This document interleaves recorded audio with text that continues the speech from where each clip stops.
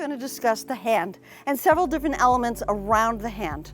The first one I'd like to talk to you is about the hand position.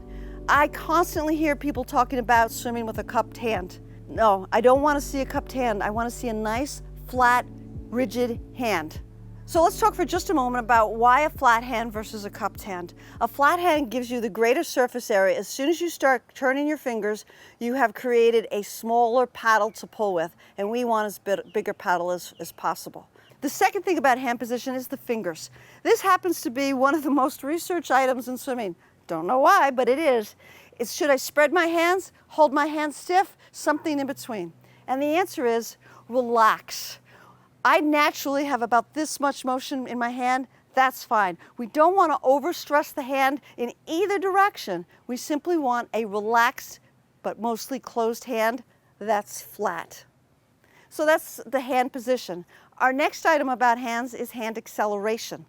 From the moment you reach the full extension of your recovery and hit that instantaneous moment of it's still, you start the catch, and from that moment on, you are accelerating. You are never ever trying to hold the same speed. You want to accelerate through the whole motion, all the way through till it exits the water. Don't stay at a constant pace, accelerate. The last thing I want to do today is talk about a controversial item in wrist bend. And I want you to know that if you go out and you're searching, you're looking around, you're going to find some people tell you to do it and some people tell you not to do it. I'm going to tell you what the two sides are, and then I'm going to give you my opinion and why I have that opinion. So, some people say flat wrist. I want dead flat wrist. Others are going to say, I want you to bend the wrist slightly as you start your catch. Let me tell you what the two sides think.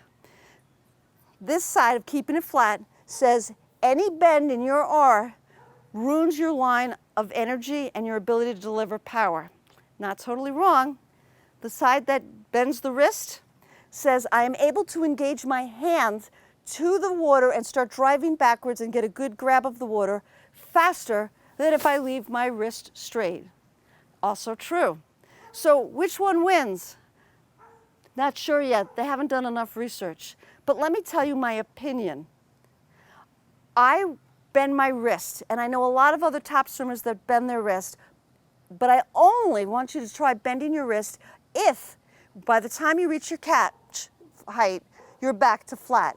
If you are unable to bend and return to straight before you finish your catch so that you have a consistent and straight oar for the entire drive through the pull, then please don't do it, because doing it wrong is a detriment, and that is worse than the possible advantage of bending.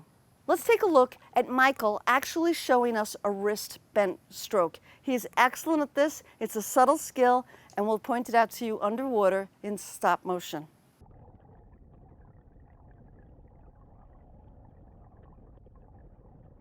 The wrist is bent about 15 degrees in Michael's swim. Now we'll move the video forward and we can see how he's returned his wrist to a straight line with his arm. This is an excellent example of using wrist bend as a positive speed generator. Well, that's our segment today on the hand. I hope that these subtle skills can really help develop you to the next level of being a faster swimmer. See you for the next segment.